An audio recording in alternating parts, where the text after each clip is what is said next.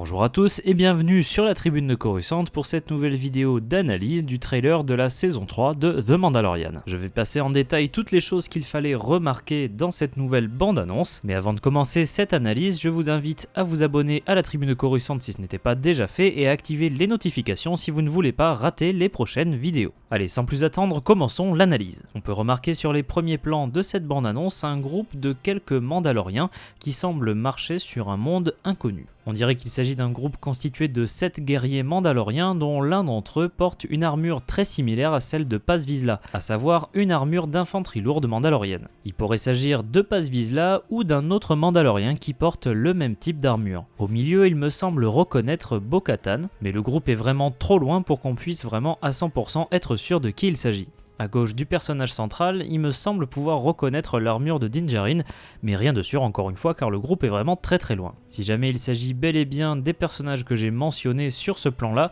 ça me semble être une association un peu particulière. Bo-Katan et Paz Vizsla, disons qu'ils ne font pas vraiment partie des mêmes groupes de Mandaloriens. Par la suite, on découvre plusieurs plans avec des Mandaloriens aux armures très différentes, notamment en termes de couleurs, et il me semble qu'il s'agit du même environnement. On peut remarquer sur l'un de ces guerriers un emblème assez particulier qui semble être l'emblème du clan Eldar. Nous avons déjà vu ce clan mandalorien dans les 2 premiers épisodes de la saison 4 de la série Star Wars Rebels. Dans ces épisodes-là, le clan Eldar rejoignait Bo-Katan au sein de la résistance mandalorienne contre l'Empire. Il se pourrait que Din Djarin, accompagné ou non de Bo-Katan, cherche à unir les Mandaloriens. Ce serait assez logique et en lien avec les propos tenus par Din Djarin en début de trailer, qui indiquent que les Mandaloriens sont un peuple éparpillé dans toute la galaxie. Toutes ces couleurs très différentes sur ces Mandaloriens me portent à penser qu'on aura vraiment de très nombreux clans qui apparaîtront dans cette saison 3. Ensuite, nous avons plusieurs plans de Din Djarin et Grogu à bord du chasseur N1 récupéré dans The Book of Boba Fett, alors qu'ils voyagent dans l'hyperespace.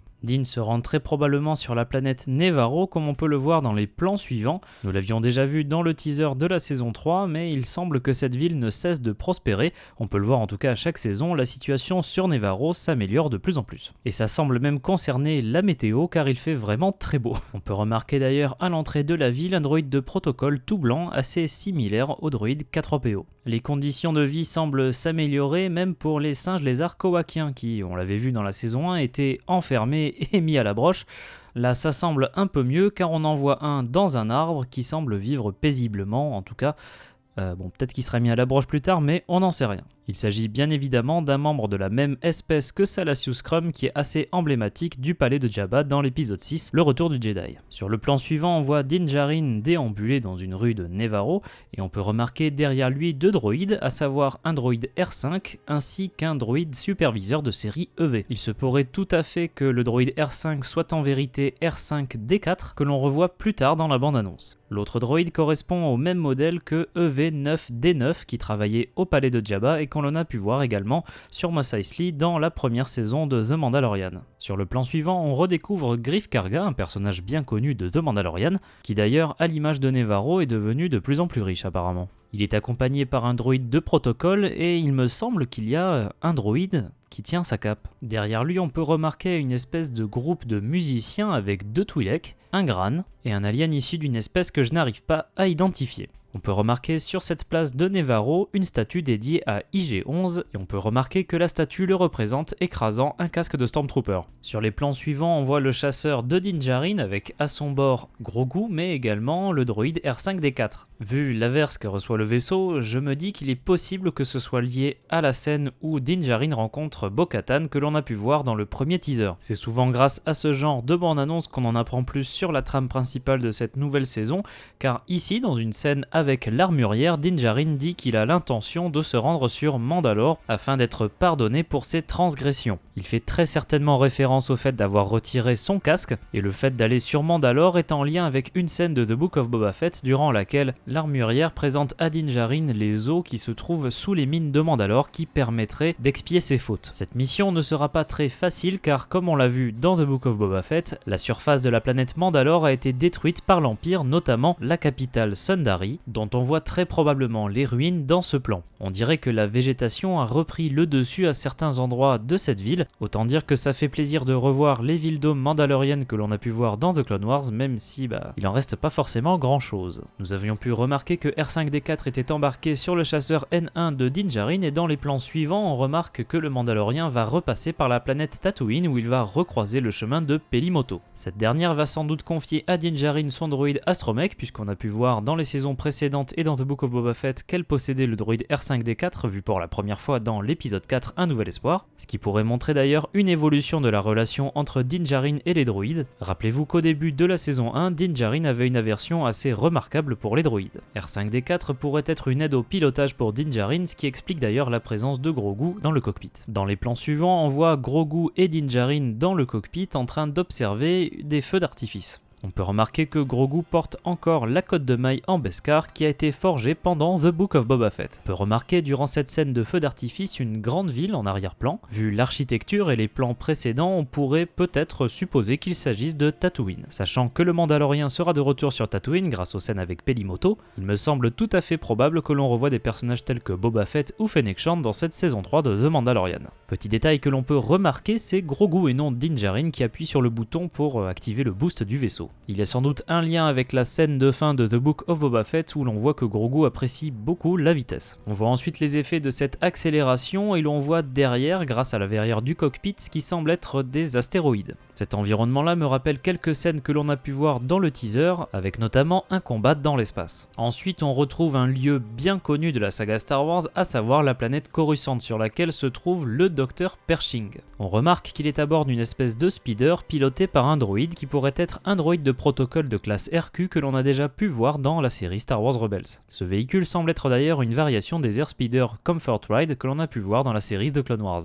Retour confirmé d'un autre personnage que l'on a pu voir dans les saisons précédentes de The Mandalorian avec Carson Teva. Ce pilote d'X-Wing de la Nouvelle République semble s'inquiéter de la résurgence d'une menace qui pourrait être celle de l'Empire. On remarque d'ailleurs que Teva porte une veste assez similaire à celle que porte Poe Dameron dans l'épisode 8, une veste avec deux patchs, l'un représentant le symbole de la rébellion et de la Nouvelle République, mais également un symbole qui ressemble à un rancor. Peut-être s'agit-il du symbole d'un escadron ou d'une unité de combat qui s'appellerait peut-être l'escadron Rancor ou autre chose dont ferait partie Carson Teva. Le plan suivant, nous l'avons déjà vu dans le teaser, avec Din Djarin qui semble avoir le casque mouillé. Ce serait assez logique que cette scène se déroule après l'arrivée en N1 dans l'espèce de tempête, et nous avons pu voir dans le teaser que cette scène était reliée à Bo-Katan, qui est d'ailleurs la grande absente de ce trailer. Le plan suivant est assez énigmatique, mais il se pourrait qu'il s'agisse des mines de Mandalore évoquées avec l'armurière dans The Book of Boba Fett. Surtout quand on voit les plans suivants où Din Djarin semble trouver un casque de Mandalorien calciné, peut-être a-t-il été endommagé lors du grand bombardement de Mandalore que l'on a pu voir dans The Book of Boba Fett ordonné par le Moff Gideon.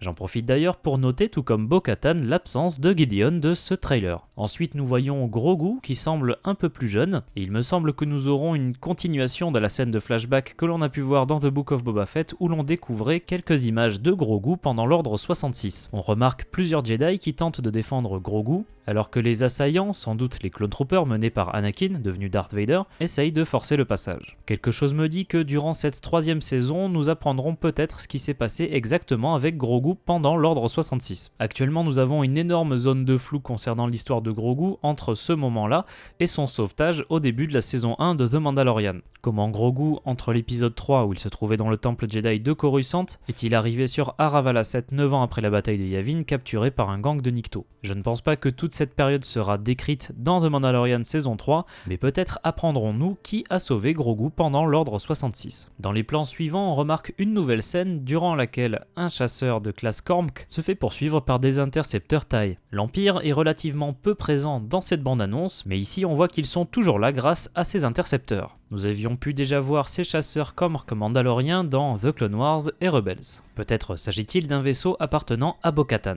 On voit ensuite Din Djarin à bord de son chasseur N1, et quelque chose me fait dire qu'il s'agirait peut-être du même lieu de la poursuite entre les chasseurs TIE et le chasseur Kormk. On retrouve ensuite Din Djarin dans une espèce de bar à droïdes, dans lequel on peut remarquer des modèles de droïdes différents. On y voit des droïdes séparatistes B1, un Astromech R2, un droïde de protocole RA7 noir, possiblement un droïde RQ comme dans la scène avec Pershing, mais également une unité Astromech qui ressemble pas mal aux unités R9 de l'univers Légende. Au fond à gauche, on voit un droïde secrétaire de série CZ et tout à droite, on peut voir un droïde pilote de série RX comme le très célèbre R3X. On voit ensuite une attaque de ce qui semble être des Mandaloriens de la Death Watch déployés depuis un chasseur de classe Kormk attaquant la ville de Nevarro. On retrouve également des Mandaloriens qui n'ont pas juste une armure bleue comme la Death Watch et qui ressemblent au clan Mandalorien que l'on a pu voir au tout début du trailer. Paz Vizsla est lui aussi présent lors de cette attaque. Sur la gauche, on peut remarquer les restes de la statue d'IG-11, où il ne reste que le bas qui représente des casques de Stormtrooper, la statue du droïde qui s'était sacrifié en fin de saison 1 ayant disparu. On voit plusieurs plans de l'attaque de ces Mandaloriens contre la ville de Nevarro,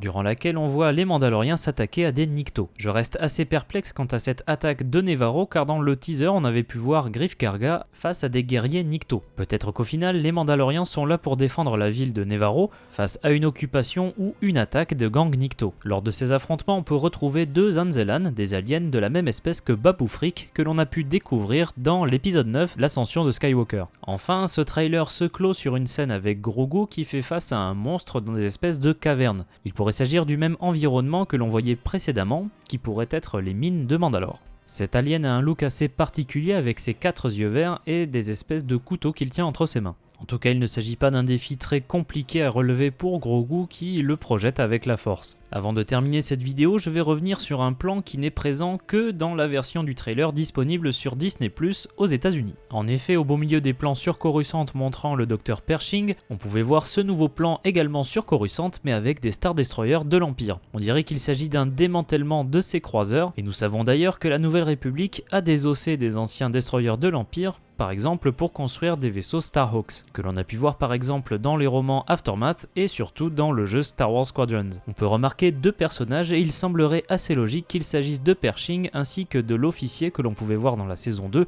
et qui faisait partie de l'équipage du croiseur de Gideon. Si je pense à cet officier en particulier, c'est car nous avions pu voir dans le teaser ces deux personnages au même endroit. Peut-être se rendent-ils sur Coruscant afin de remplir une mission concernant ces Star Destroyers impériaux. Tout cela reste à vérifier mais nous aurons très certainement une trame avec le Dr Pershing pendant cette saison 3. Voilà, c'est à peu près tout ce que l'on pouvait remarquer sur ce nouveau trailer de la saison 3 de The Mandalorian. J'espère que cette analyse vous aura plu. Si c'est le cas, n'hésitez pas à laisser un like, n'hésitez pas à commenter pour donner votre avis sur ce nouveau trailer. N'hésitez pas également à vous abonner à la tribune de Coruscant en activant les notifications si vous ne voulez pas rater nos prochaines vidéos, y compris les reviews consacrées aux épisodes de The Mandalorian, mais également les vidéos références qui arriveront avec la sortie de la saison 3 en mars. Merci encore une fois d'avoir regardé cette vidéo, à très bientôt et que la force soit avec vous.